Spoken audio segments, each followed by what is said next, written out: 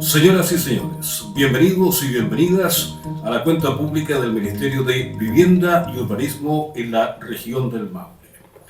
A continuación, y en cumplimiento a la Ley 20.500, proceden a la cuenta pública de la gestión ministerial el señor Pablo Campos, secretario regional ministerial de Vivienda y Urbanismo, y la señorita Paula Oliva Aravena, directora de Serviu, región del Maule. Muy buenas tardes, saludar a todas y todos. Me hago cargo del vocativo, el saludo a cada una de las autoridades presentes, de todos los dirigentes, de todos los equipos de las municipalidades, del Ministerio de Serviu, que hizo don Héctor al comienzo. Saludar a la directora que me acompaña en esta gestión de dar cuenta de lo que hemos hecho el último año y cómo se proyecta, como nos decía el ministro, la gestión del Ministerio en la región en el año 2024. Yo quiero partir esta cuenta pública regional del Ministerio haciendo una reflexión respecto de lo que estamos trabajando en el plan de emergencia habitacional.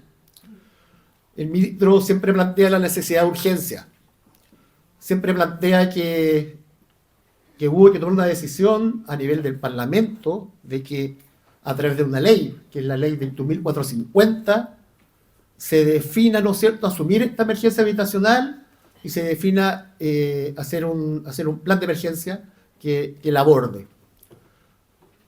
Esto partió a comienzo del gobierno del presidente Boric en marzo de 2022, la ley se promulgó en abril y el plan de emergencia, bueno, se elaboró de manera bien express, ¿no es cierto?, y en el mes de junio se lanzó en La Moneda, con el presidente, el ministro y la subsecretaria, y desde ahí ha empezado esta carrera vertiginosa con pleno compromiso que indica el plan de emergencia. Lo primero que dice el plan de emergencia es que hay que asumir la atención de las 643.000 viviendas que se detectó como déficit habitacional al comienzo del gobierno. Y el gobierno se puso como meta, el gobierno del presidente Boric se puso como meta asumir el 40% a nivel nacional de ese déficit, es decir, 260.000 viviendas. Nosotros, acá en la región, vamos súper bien con el plan de emergencia. Tenemos una meta de 16.667 viviendas. Nosotros tenemos una proyección de que vamos a hacer seguramente mucho más. Tenemos más de un 74% de avance del plan a la fecha de hoy, al corte del mes de abril. Los datos llegaron recién. Nosotros acá en la región estamos liderando, bueno, vamos en segundo lugar a nivel nacional respecto al avance del plan. Llevamos 2.360 viviendas terminadas. Estos datos están súper verificados a nivel regional y nacional. Nos llega el reporte, el conteo de efectivamente lo gestionado. Yo quiero contar un poco la diferencia de la gestión de este gobierno respecto del indicador, porque el indicador es un indicador mucho más exigente de lo que se ha gestionado antes. En general, los gobiernos han contado o han cuantificado su gestión con la cantidad de subsidios entregados. Nosotros vamos a entregar la misma cantidad de subsidios, incluso superior en algunas líneas programáticas, de lo que se ha entregado en los gobiernos anteriores, o lo que se ha gestionado en los gobiernos anteriores, pero hay una diferencia bien importante, que nosotros estamos contando nuestra gestión habitacional como ministerio hoy con vivienda entregada, ya sea vivienda que construimos y entregamos o que se logran adquirir y entregar, ¿no es cierto?, a las familias beneficiarias. Ahí estamos haciendo una diferencia respecto de la gestión que se venía haciendo desde antes. Nos dimos cuenta que era necesario, en los diálogos hemos conversado, en los diálogos previos, ¿no es cierto?, a la cuenta participativa hemos conversado que efectivamente a veces los subsidios cuesta aplicarlos, entonces el ministerio está poniendo el énfasis, ¿no es cierto?, en que se logren aplicar. Y como yo les contaba, en la región vamos con una velocidad buena de ejecución del plan, pero eso no significa que no debamos imponernos nuevos desafíos. Yo el otro día también les contaba que que el plan de emergencia es un documento que es bien ambicioso, porque además de la meta numérica, ¿no es cierto?, de la cantidad de viviendas, también nos pone algunos desafíos en términos de cómo lo hacemos y a dónde llegamos, porque la idea es llegar a todos los territorios del país, llegar a todas las comunas de la región, llegar a las 30 comunas, y ojalá incluso en comunas que son grandes y extensas, llegar a las localidades. Y ahí nosotros tenemos un desafío bien importante, porque sabemos que en nuestra región del Maule somos muy buenos y muy potentes en poder construir y gestionar proyectos en el valle, ¿no es cierto?, donde las condiciones climáticas, de topografía, de conectividad son más fáciles, son mejores, pero evidentemente nos cuesta mucho llegar, nos cuesta más llegar a los sectores más alejados, al sector costero, ¿no es cierto?, a los sectores precordilleranos, y ahí está el desafío de llegar a donde nos cuesta más llegar. Otro desafío del plan de emergencia es hacer un banco de suelo, y ese banco de suelo gestionarlo con los terrenos que pueden poner disponibles bienes nacionales, los terrenos que pueden poner disponibles las municipalidades u otros servicios públicos. El mismo ministerio, a través del Servio, también tiene algunos terrenos que se están poniendo a disposición, y obviamente que lo que se deba se pueda adquirir. Y ahí estamos haciendo una diferencia, en donde nos cuesta más llegar a hacer una acción directa desde el Estado, desde el Ministerio de Vivienda, para poder cumplir el objetivo. Y otro tema bien importante tiene que ver con cómo abordamos, cómo diversificamos la gestión habitacional. Sabemos que tenemos programas muy potentes, pero es necesario crear más programas para llegar a donde nos cuesta más llegar, ¿ya? Y por eso se ha creado el programa de microerradicación, el programa de rento justo, el programa de vivienda municipal, el programa de trabajadores, la gestión directa, Servio, ¿no es cierto?, respecto a los proyectos, potenciar los planes urbanos habitacionales, entre otros. Así que tenemos un trabajo bien importante que tiene que ver con reforzar la planificación, reforzar el rol del Estado. Sabemos que eso no lo podemos lograr si no tenemos una fuerte coordinación con los gobiernos regionales, o nuestro gobierno regional, con la delegación presidencial, con las seremías, ¿no es cierto? Agradecemos en el gobierno regional el apoyo de los consejeras y consejeros.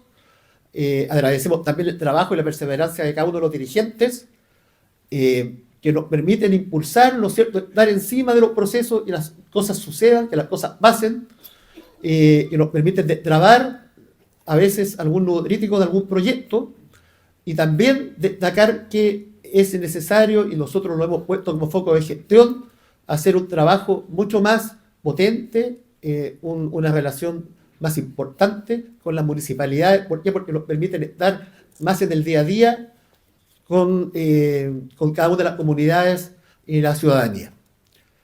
Adelante, director.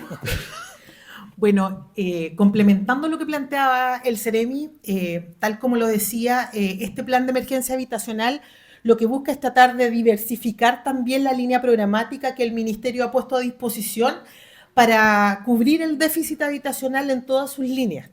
Y en esa lógica también queremos contarle un poquito cómo hemos avanzado durante los últimos 2 años y en particular en el año 2023. Tal como lo planteaba el ministro, la idea es que nosotros les contemos lo que estamos haciendo, pero también tenemos que reconocer cuáles son nuestros desafíos y cuáles han sido las dificultades que hemos tenido y qué estamos haciendo para poder abordar esas dificultades y esos desafíos que nos quedan por cumplir aún. En esa lógica, si nosotros miramos un poquito la gráfica que está al frente, podemos observar cómo tenemos el avance hoy día respecto de varias de las líneas programáticas. Entre esas tenemos el sistema integrado de subsidio, que es el subsidio del Decreto Supremo número 1, que probablemente todos lo hemos escuchado, que tiene un título 1, un título 2, un título 3, y que finalmente lo que hace es permitir entonces, con ese subsidio en la mano, que las distintas familias puedan adquirir una vivienda construida o construir en un terreno propio, ¿cierto? De esa manera, también podemos mirar el Decreto Supremo número 10, que es el del subsidio de habitabilidad rural, que es un subsidio que va a permitir, ¿cierto?, entonces aplicar o en este caso construir en zonas rurales. Por otro lado, tenemos el subsidio del Decreto Supremo número 120, que es la modalidad de leasing habitacional.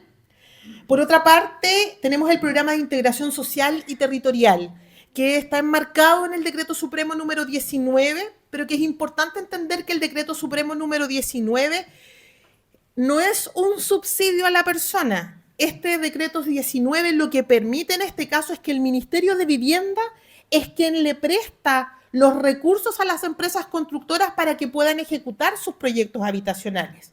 Y en esta lógica, cuando el Ministerio asume este rol garante de poder tener programas habitacionales en esta línea de integración, es entonces que estos programas lo que permiten es que entre un 20 y un 30% de las viviendas de cada proyecto sean destinadas para poder aplicar un fondo solidario de vivienda que está en el marco del subsidio del decreto número 49.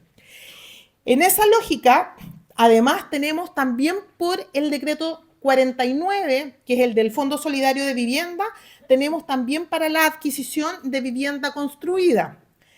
También tenemos además el de microradicación.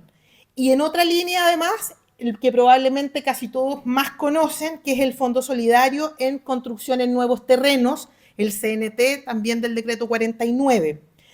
Y por último, la línea de arriendo a precio justo. Digo por último porque estas son las líneas que más hemos desarrollado en la región. Y si ustedes se dan cuenta, está concentrado principalmente en los proyectos de integración social, que son los del decreto 19, ¿cierto?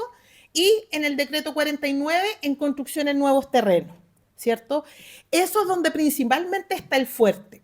Ahora, eso también nos deja tranquilo porque efectivamente hemos logrado avanzar potentemente en esas dos líneas que son las más masivas y son las que nos permite además que las familias que tienen un fondo solidario de vivienda puedan ahí, ¿cierto?, tener su proyecto habitacional. En la lógica de lo que hablábamos recién y lo que planteaba el Ceremi con tanta claridad, que es el desafío hoy, que es entregar una vivienda terminada. No comprometernos solo con entregar un subsidio, porque sabemos la dificultad que hay para poder aplicar después ese subsidio, para tener disponibilidad donde aplicarlo. Y por eso también los proyectos que se enmarcan en el decreto 19 son tan importantes, porque eso permite que en los que son de integración, personas con su decreto 49 en la mano, su subsidio de fondo solidario, pueda aplicarlo aquí.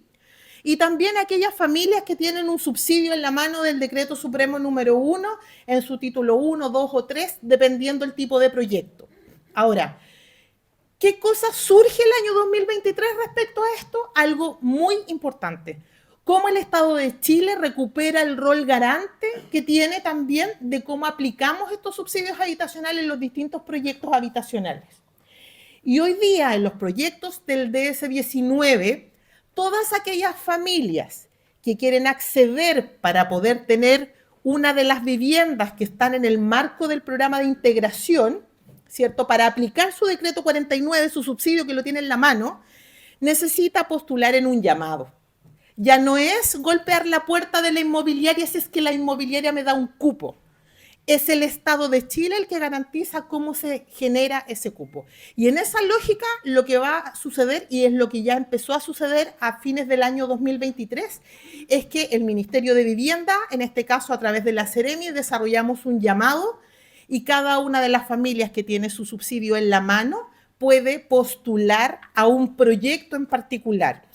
Y existe además una forma de ordenarlos y prelarlos para seleccionar las familias en cada proyecto, donde, por ejemplo, una de las principales razones por las cuales alguien tiene más puntaje que otra es a las familias que son de la propia comuna de donde es el proyecto. Prioridad número 2, probablemente, en muchos casos, los que tienen su subsidio en la mano desde hace más cantidad de tiempo. Eso también es importante. Y como desafío, ¿cuáles? Cómo avanzar en aquellas líneas programáticas donde nos ha costado materializar. ¿Por qué? Porque son líneas nuevas, son distintas. Y ahí el rol y el trabajo que estamos haciendo junto con los municipios es primordial.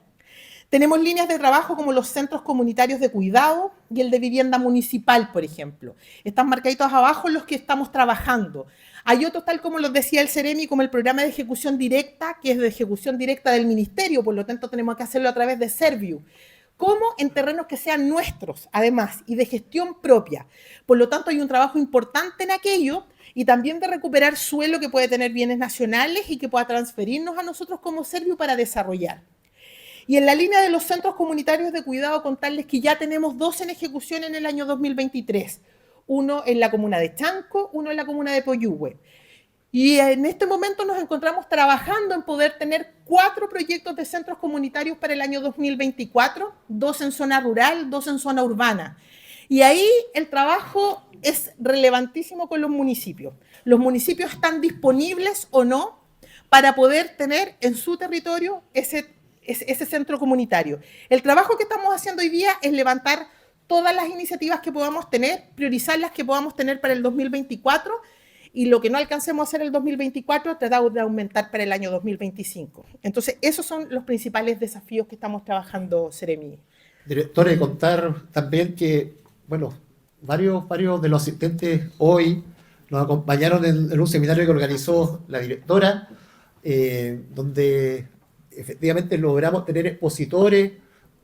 Yo le comentaba de mucho prestigio, que a mí me había tocado participar en un seminario muy parecido organizado por el Ministerio a nivel central, donde se pusieron varias líneas programáticas importantes respecto de arrendo municipal, respecto de microerradicación. Ahí tuvimos los líderes a nivel nacional, nos explicaron un poco el funcionamiento, los aprendizajes, los problemas, las dificultades, lo que tuvieron que enfrentar y cómo resolverlo. Así que fue súper importante, fue bien interesante y también ahí tuvimos una instancia de diálogo que fue bien enriquecedora para todos.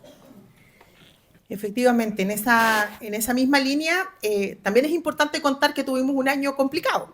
El año 2023 nos golpeó fuerte a todos los ciudadanos de la región principalmente, a obviamente algunos más que otros, porque en el mes de junio y en el mes de agosto nos vimos golpeados por un sistema frontal que generó inundaciones en toda nuestra región, en distintos lugares, y eso obviamente nos hizo tener que atender esta emergencia en medio del trabajo que estábamos haciendo por avanzar en el plan de emergencia habitacional. Y en ese sentido, contarles lo importante que fue y que sigue siendo el compromiso de cada uno de los funcionarios del Ministerio de Vivienda y Urbanismo, porque duplicaron esfuerzos para poder atender la emergencia sin dejar de lado este plan de emergencia habitacional. Y ahí hubo un trabajo fuerte porque durante el mes de junio tuvimos una emergencia y la atendimos de una forma, y antes que pasaran 2 meses nos golpeó de nuevo en el mes de agosto más fuerte que en el mes de junio, y tuvimos que además pararnos, ordenarnos y decir cómo atendemos ahora, porque parece ser que vamos a tener que ser más expeditos porque el volumen de lo que había que atender era mucho mayor. Y en esa lógica lo que sucedió fue que en el mes de junio se atendió con la ficha FIDE, ¿cierto? Que es la ficha que aplica el Ministerio de Desarrollo Social, en conjunto con todos los municipios que también se desplegaron de una manera increíble en todo el territorio para poder aplicar esa ficha. Y con esa ficha se nos encomendó como Ministerio de Vivienda atender en forma temprana y oportuna a todas aquellas familias que tuvieran un daño leve. Para poder aplicar nosotros un instrumento del Ministerio de Vivienda y Urbanismo significaba que nosotros tenemos que aplicar una ficha técnica, que es lo que nosotros llamamos ficha 2, que probablemente más de alguno la escuchó.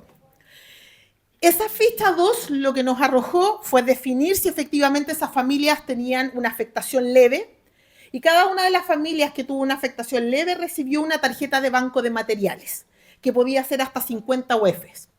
Pero ¿qué pasó? Que cuando estábamos en pleno proceso de eso, vino el sistema frontal del mes de agosto, mucho más grande, con mucho más familias afectadas, y otra vez el Ministerio de Desarrollo Social debió salir a hacer esta ficha FIBE.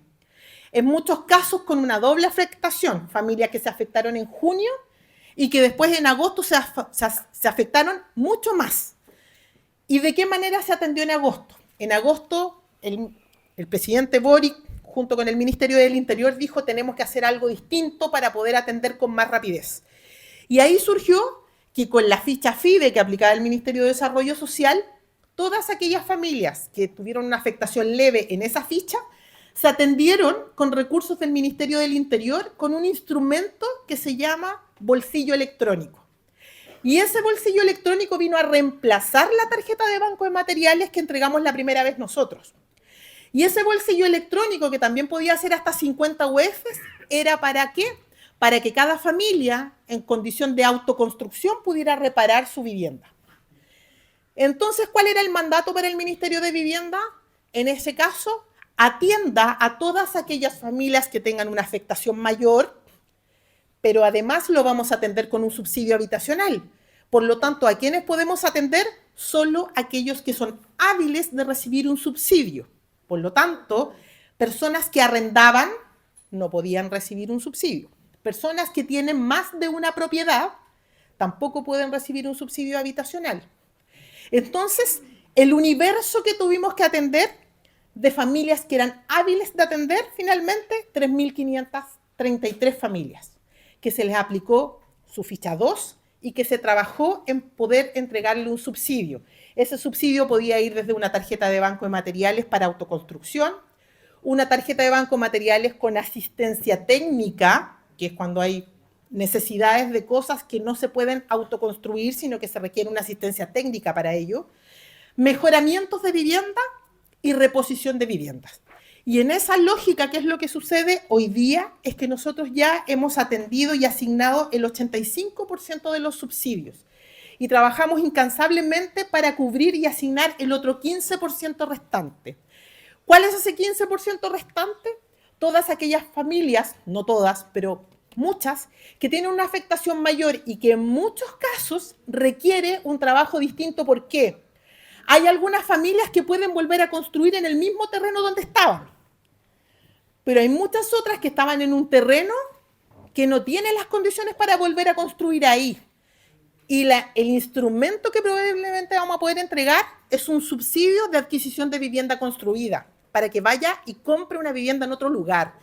Por lo tanto, ese trabajo es un trabajo al detalle, uno a uno, donde queremos tratar de llegar también de la mejor manera, de acuerdo a la realidad de cada una de las familias. Y en ese sentido, hoy día nos encontramos haciendo un trabajo para poder asignar ese subsidio a ese 15% restante, Seremi. Así es, directora. Como contaba la directora, tenemos que aplicar, ¿no es cierto?, ahora los subsidios. Ahí se ve una gráfica respecto de cómo fue la dispersión del daño. Si se dan cuenta, afectó a casi toda la región de manera bien extensiva. Y cuando tenemos que, en los casos que tenemos que reconstruir una vivienda, que tenemos más de 200 casos donde tenemos que reconstruir una vivienda, pues la vivienda se destruyó completa, obviamente que tenemos que tener todos los cuidados posibles de no volver a construir en un lugar donde pudiera volver a ser afectado de la misma forma, ¿ya? Por lo tanto, tuvimos que gestionar un instrumento nuevo, que ahí tuvimos harto apoyo del Ministerio, y un poco mirando algunas experiencias pasadas, logramos conversar con el equipo regional del MIMBO en Copiapó. Ellos tuvieron, si se acuerdan bien, el año 2015 y el año 2017 un evento, una aluvión en esa zona, ¿no es cierto?, en Copiapó, en Chañaral. Y ellos, bueno, también se vieron enfrentados a la reconstrucción y se vieron enfrentados a definir, ¿no es cierto?, de manera formal los lugares donde volvíamos a aplicar un subsidio y no lo aplicábamos. La directora contaba que en los lugares donde no sea seguro aplicar un nuevo subsidio de construcción, eso vamos a tener que reconvertirlo a un subsidio de compra para que la familia pueda comprar en otro lugar, ¿ya? Pero era súper importante definir esos lugares donde hay esa restricción. Bueno, ese trabajo se hizo. Ocupamos, ¿no es cierto?, la experiencia de la Seremi de Copiapó y de trabajo Seremi-Servi, porque efectivamente es un trabajo conjunto entre las dos instituciones, y llegamos a la conclusión de que de las 30 comunas de la región, 26 comunas tienen una zona crítica transitoria. 26 de las 30. Eso es bien relevante. llegamos a detectar entonces 101 zonas críticas transitorias repartidas en las 26 comunas. Solo las comunas que no tienen zona crítica transitoria en esta resolución, que la acabamos de actualizar la semana pasada, son las comunas de Empedrado, Río Claro, Romeral y Pelarco. No significa que esas comunas no hayan sido afectadas por la inundación, lo fueron también, obviamente, pero no hay zonas donde la destrucción implique que tenemos que tomar una medida respecto de no volver a construir ahí, ¿ya? Pero en las otras comunas, bueno, están definidos los polígonos y esos polígonos están disponibles para los equipos de Servio, las entidades patrocinantes y las constructoras, en los casos que tengamos que volver a aplicar el instrumento. ¿Para qué nos sirve esta resolución? Bueno, evidentemente para eso, para la aplicabilidad de los subsidios, pero hay otro objetivo bien importante, hay dos objetivos bien importantes. Uno, tiene que ver que también sea un insumo para las municipalidades, lo hemos conversado con el delegado regional ayer en el gabinete de reconstrucción, junto a la ministra Toro y todos los seremis, que queda como insumo, ¿no es cierto?, de resolución con estos polígonos, con estas zonas, para que también Senapred lo pueda revisar y lo pueda considerar si es tema pertinente respecto de la gestión que tiene que hacer la municipalidad de sus planes comunales de emergencia. Es un insumo bien importante que se lo ha pedido coordinar, lo estamos haciendo y hemos trabajado con la Seremía y con Senapred, bueno, obvio que con nuestro delegado también. Y el otro insumo importante es que existe la facultad de que las municipalidades decidan modificar sus planes reguladores en base a la catástrofe. Hay un instrumento que es el artículo 27 del decreto 104, que lo que indica que cuando estamos en una zona de catástrofe y estamos con el decreto de emergencia vigente, como es el caso nuestro, se puede aplicar una modalidad de modificación del plan regulador, que es una modificación express, ¿no es cierto?, un poco más rápida, más expedita, más simplificada, asociada a estas áreas de riesgo, ¿no es cierto?, para efectivamente poder grabar o condicionar el desarrollo territorial cuando está esta característica en los territorios. Nosotros hemos hecho una fuerte difusión con las municipalidades, con las comunas, para que los equipos comunales, ¿no es cierto? Bueno, lo hemos hablado con los alcaldes, obviamente, lo conversamos en su momento con el alcalde de Curepto, que nos fue a ver en septiembre y nos dijo esto. Así que, alcalde, está disponible el instrumento, nosotros estamos disponibles para apoyarlo en lo que estima el conveniente. Por supuesto, el alcalde de Arauco también, si lo estima conveniente, también podemos hacerlo. Y el instrumento está disponible y el ministerio va a estar con su equipo completamente llanos, ¿no es cierto?, con todos los instrumentos y los equipos profesionales para poder hacer ese apoyo en las modificaciones que las municipalidades requieran. Así que hay un correlato con los planes reguladores. Nosotros también tenemos un importante trabajo y lo vamos a continuar tratando de mantener lo más actualizado posible nuestro instrumento de planificación territorial. Estamos hablando de los planes reguladores comunales, estamos hablando de los planes reguladores intercomunales. Es súper importante que se mantengan actualizados. Tenemos un trabajo bien relevante con algunas comunas con su actualización de planes reguladores.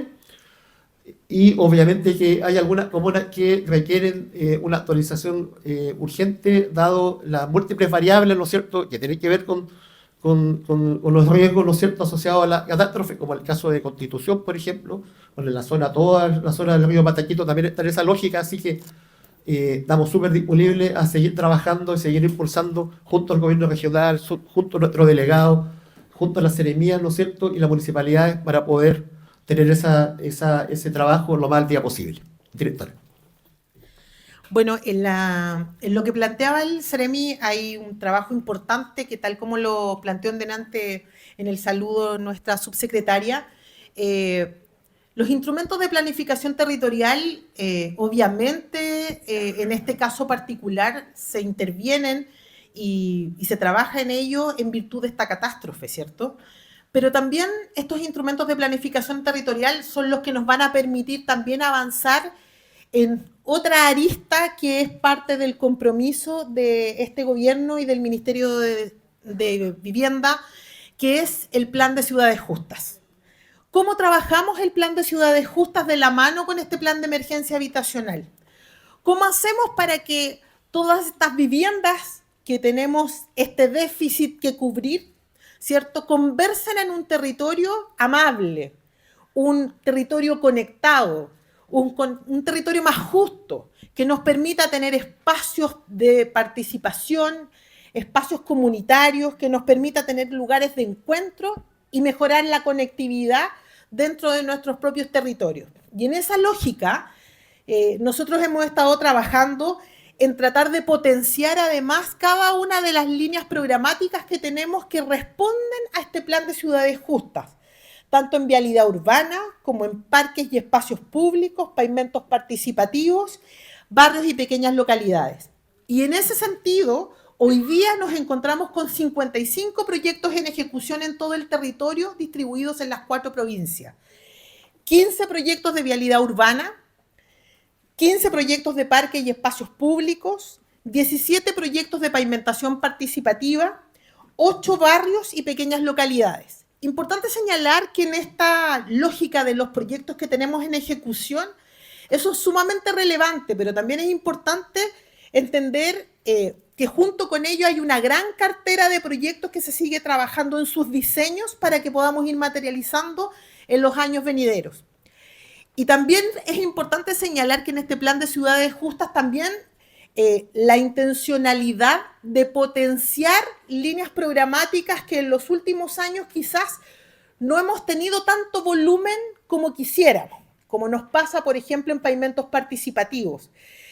El programa de pavimentos participativos es un programa muy potente, pero requiere de un trabajo estrecho con cada uno de los municipios. Y sabemos que los municipios hacen un gran esfuerzo por tener cartera de pavimentos participativos.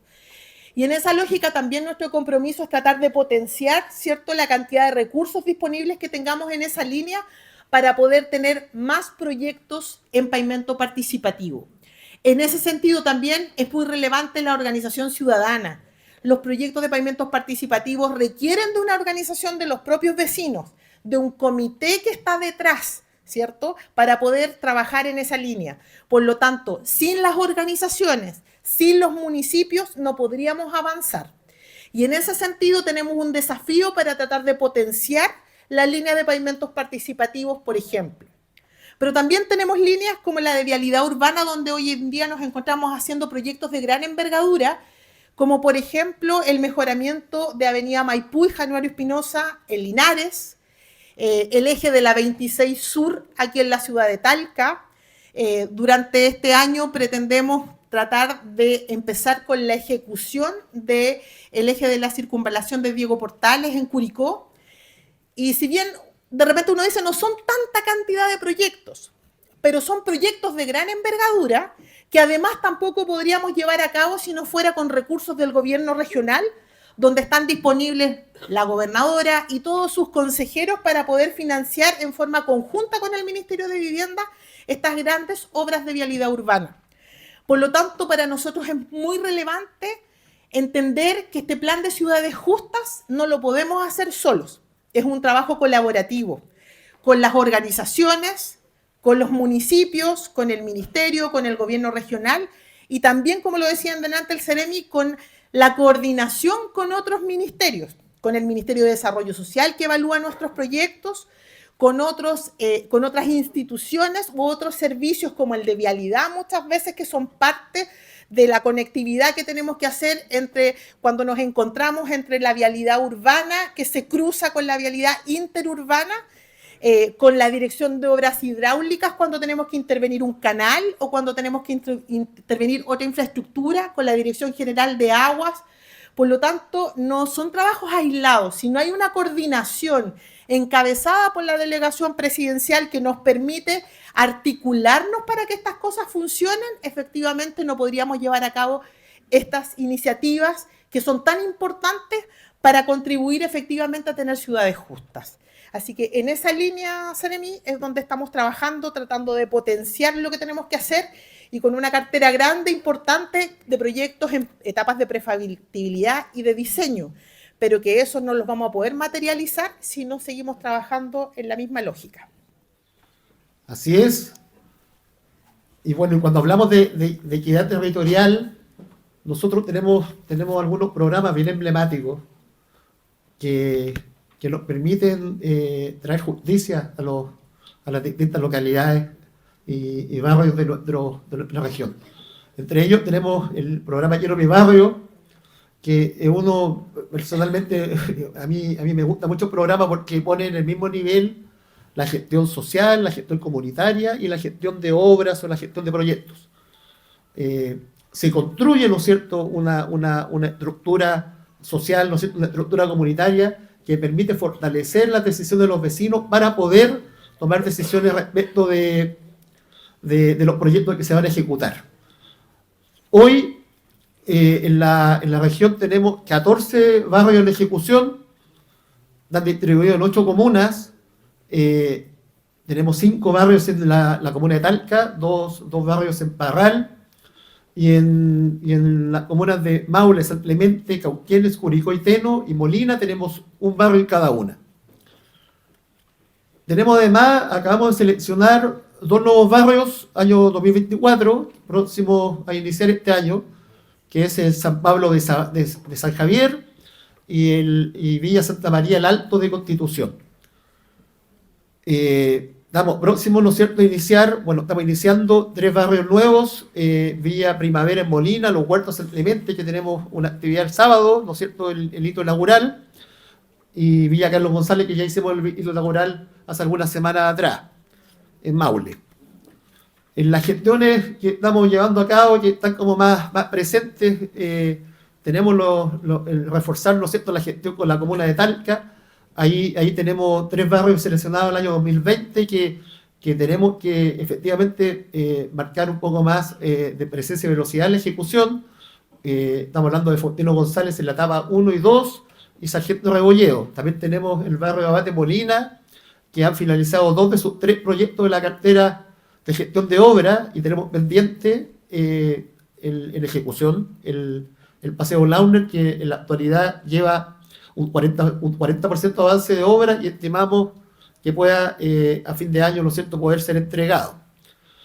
En el barrio Nueva Bellavista de Teno tuvimos con la alcaldesa, ¿no es cierto?, y con los dirigentes y las autoridades comunales hace un par de semanas inaugurando el centro comunitario.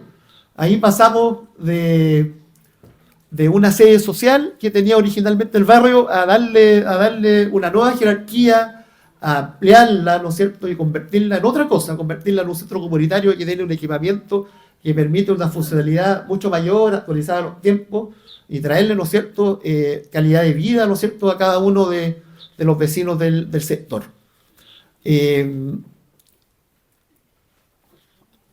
Bueno, tenemos otro programa que es primo hermano del Quiero mi barrio, que pequeñas localidades, que atiende en una misma lógica las localidades de menos de 20.000 habitantes. Nosotros acá en la región tenemos 6 iniciativas, 6 selecciones: Corinto en la comuna de Pencahue, Cumpeo en la comuna de Río Claro, Santa Olga en la comuna de Constitución, Villa Alegre en la comuna de Villa Alegre y Potrero Grande en la comuna de Curicó y Licantén en Licantén.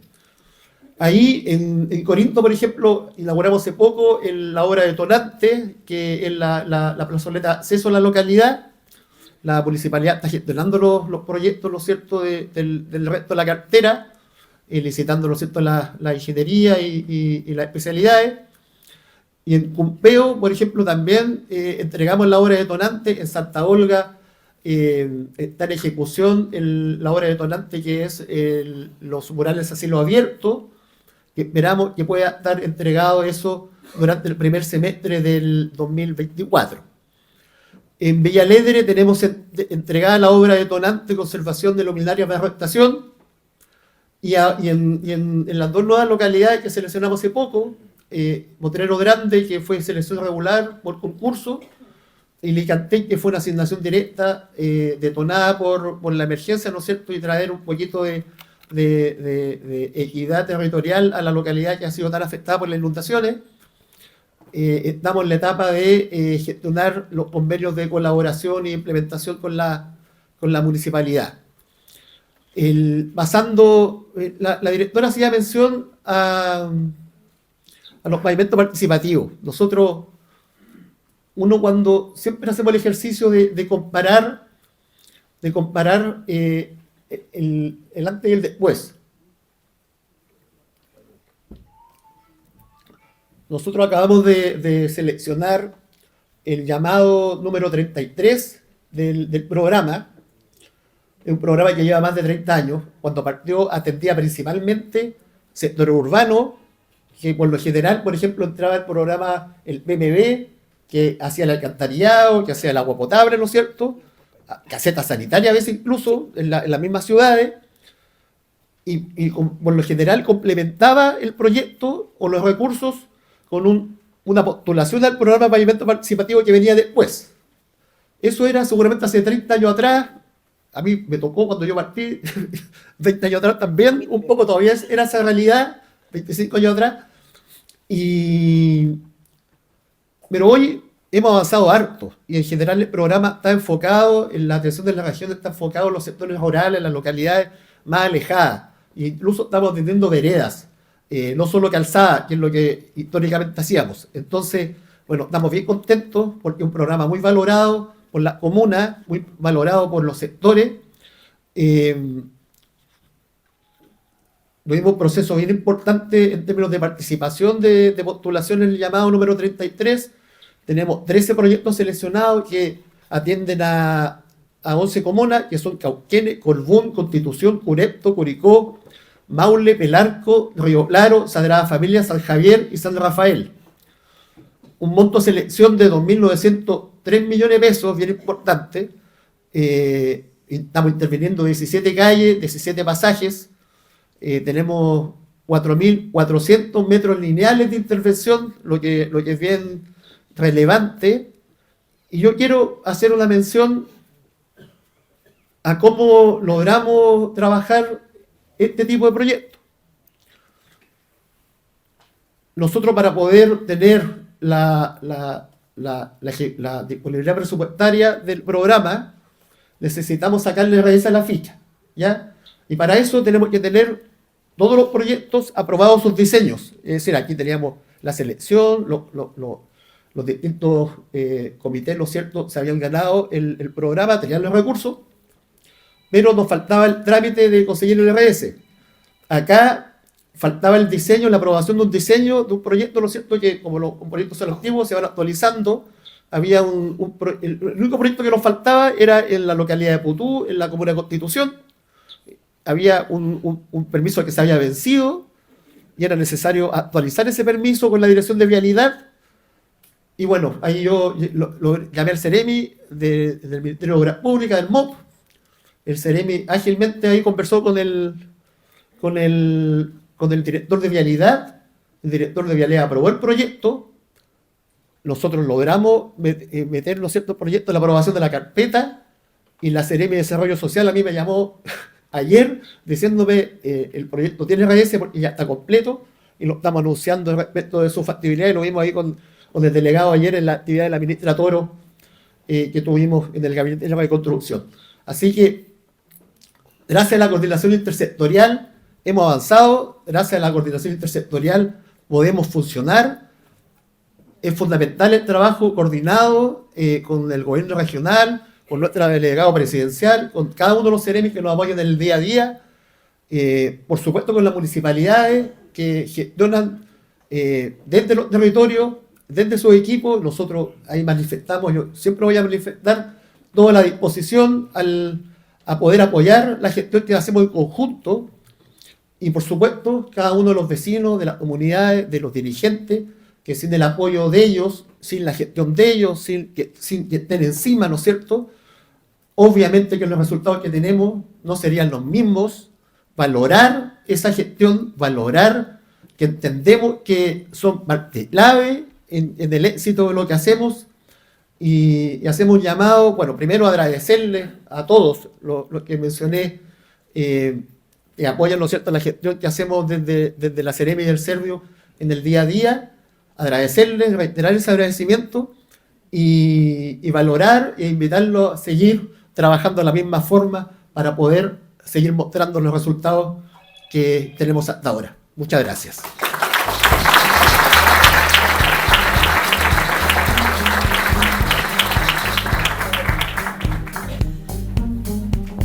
Ha sido la cuenta pública entregada por el señor secretario regional ministerial de Vivienda y Urbanismo, don Pablo Campos, y la señorita Paula Oliva Aravena, directora del Servicio Región del Maule.